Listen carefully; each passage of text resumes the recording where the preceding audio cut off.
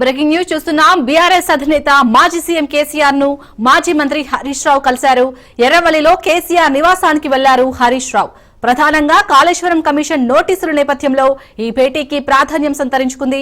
నోటీసుల విషయంలో తదుపరి కార్యాచరణపై ఇరువురు నేతలు చర్చిస్తున్నారు.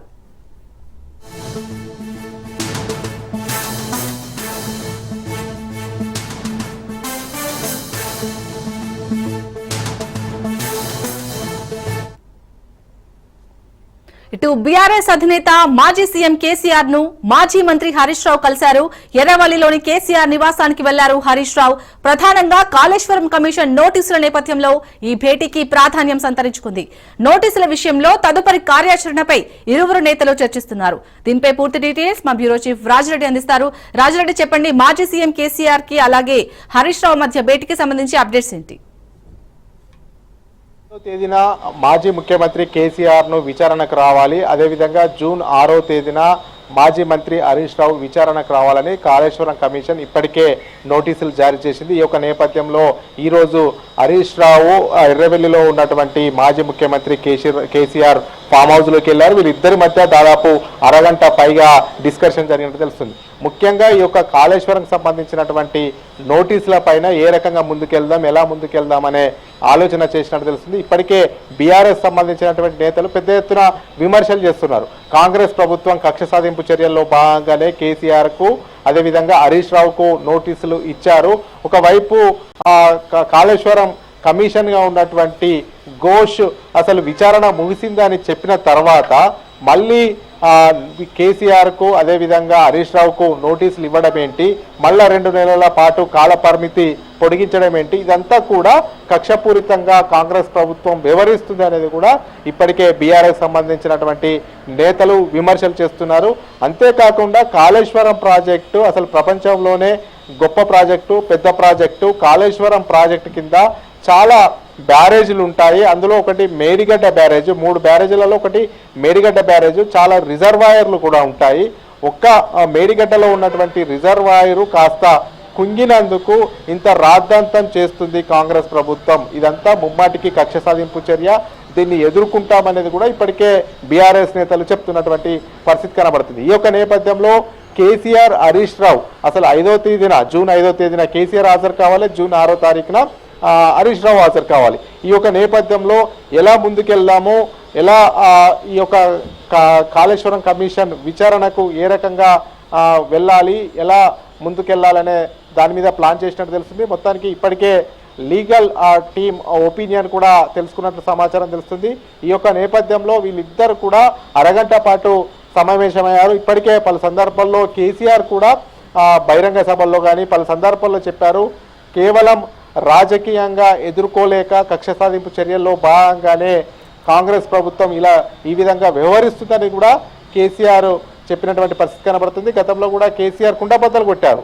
అసలు కాళేశ్వరం ప్రాజెక్టు పెద్ద ప్రాజెక్టు, అందులో మేడిగడ్డ ప్రాజెక్టు కాస్త కుంగినంత మాత్రాన కాంగ్రెస్ ప్రభుత్వం రాజకీయం చేస్తుంది, రాజకీయ దిగజారుడుతనానికి పాల్పడుతుందని కూడా కేసీఆర్ విమర్శలు చేశారు. అంతేకాకుండా కేటీఆర్ కూడా విమర్శలు చేస్తున్నారు. అసలు కాళేశ్వరం ప్రాజెక్టు పెద్ద ప్రాజెక్టు, గొప్ప ప్రాజెక్టు, ఇలాంటి ప్రాజెక్టు పైన కావాలనే బురద తల్లుతున్నారు. ప్రజా ప్రభుత్వంలో ప్రజాపాలనలో పెద్ద ఎత్తున కమిషన్లు వసూలు చేస్తున్నారు. ఈ కమిషన్ల భాగవతం అంతా ప్రజలకు తెలిసింది. డైవర్ట్ పాలిటిక్స్ చేయాలనే ఉద్దేశంతోనే ఇప్పుడు ఒక రకంగా కాళేశ్వరం ప్రాజెక్టు విచారణ ముగిసిన తర్వాత కూడా ముగిసిందని కూడా ఘోష్ చెప్పిన తర్వాత కాళేశ్వరం కమిషన్ చైర్మన్ చెప్పిన తర్వాత కూడా అదనంగా 2 నెలలు మళ్ళీ గడువు పొడిగిస్తూ మళ్ళోసారి విచారణకు రావాలి అనేది కూడా అటు కేసీఆర్కు ఇటు హరీష్ రావుకు నోటీసులు పంపించడం వెనుక మొత్తం డైవర్ట్ పాలిటిక్స్ చేస్తుంది. కాంగ్రెస్ ఇచ్చినటువంటి హామీలు నిలుపుకుంటలేదు, అమలు చేయట్లేదు. అందులో భాగంగానే ఇలా అంతా కూడా రాజకీయ డ్రామా ఆడుతుందనేది కూడా కేటీఆర్ విమర్శలు చేస్తున్నారు. అయితే మొత్తానికి లీగల్ ఒపీనియన్ తీసుకొని, లీగల్ టీమ్ ఒపీనియన్ తీసుకొని ఏ రకంగా ముందుకెళ్దాం, ఏ రకంగా వివరణ ఇస్తామనేది కూడా వీళ్ళిద్దరి మధ్యలో చర్చ జరిగినట్టు తెలుస్తుంది. అయితే వీళ్ళిద్దరు కూడా అసలు కాళేశ్వరం కమిషన్ ముందు హాజరవుతారా, లేకపోతే లిఖితపూర్వకమైనటువంటి ఏమన్నా సమాచారం ఇచ్చి వివరణ ఇస్తారా, లేక గడువు కోడతారా అనేది కూడా ఇంట్రెస్టింగ్గా మారబోతుంది. ఇదంతా కూడా ఇంకా సమయం ఉంది కాబట్టి, జూన్ 5, జూన్ 6 సమయం ఉంది కాబట్టి ఈ లోపల ఏ రకంగా ముందుకెళ్తే బాగుంటుందనే ఒక కసరత్తులో భాగంగానే ఈరోజు కేసీఆర్తో హరీష్ రావు భేటీ అయినట్లు తెలుస్తుంది. శాలిని, రాజిరెడ్డి, మీరు అన్నట్టు ఇటు కేసీఆర్ అయితే రాజకీయ కక్ష సాధింపుతోనే ఇలాంటి చర్యలకు పాల్పడుతున్నారు అంటున్నారు. మరి ఇటు కాళేశ్వరం కమిషన్ నోటీసులపై బీఆర్ఎస్ స్టాండ్ ఎలా ఉండబోతుంది అనుకోవచ్చు, ఎలా ఎదుర్కొనబోతున్నారు? అంటే ఇది రాజ్యాంగబద్ధంగా ఏర్పాటు చేసినటువంటి కమిషన్ కాబట్టి ఖచ్చితంగా రాజ్యాంగబద్ధంగా ముందుకెళ్ళాలి అనేది కూడా బీఆర్ఎస్ చూస్తుంది.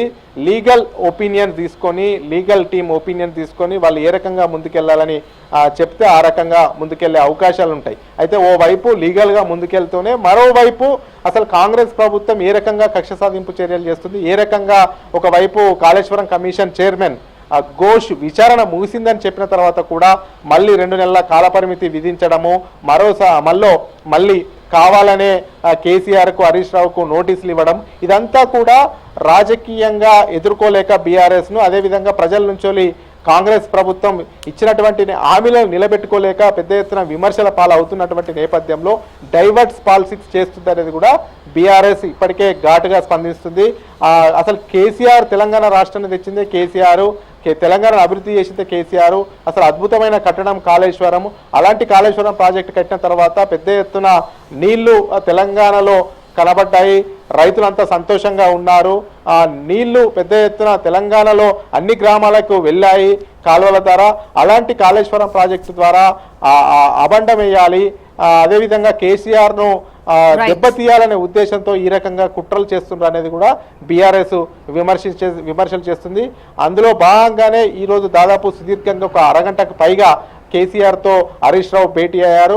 రానున్న రోజుల్లో లీగల్ ఒపీనియన్ తీసుకొని, లీగల్ ఎక్స్పర్ట్స్ అభిప్రాయం తీసుకొని అయితే ప్రత్యక్షంగా వీళ్ళు కమిషన్ ఎదురుగా హాజరవుతారా, లేకపోతే లిఖితపూర్వకంగా వివరణ పంపిస్తారా, లేకపోతే వాయిదా కోరుతారా అనేది అంశంపైనే ఇంకా తేలవలసి ఉంది. ఖచ్చితంగా న్యాయపరంగా ఎదుర్కొంటాం, అదేవిధంగా కాంగ్రెస్ ప్రభుత్వ ప్రజాపాలన విధానాలను కూడా ఎండగడతామని కూడా బీఆర్ఎస్ చెప్తున్నటువంటి పరిస్థితి అయితే కనబడుతుంది. Shalini, right, thank you Rajireddy.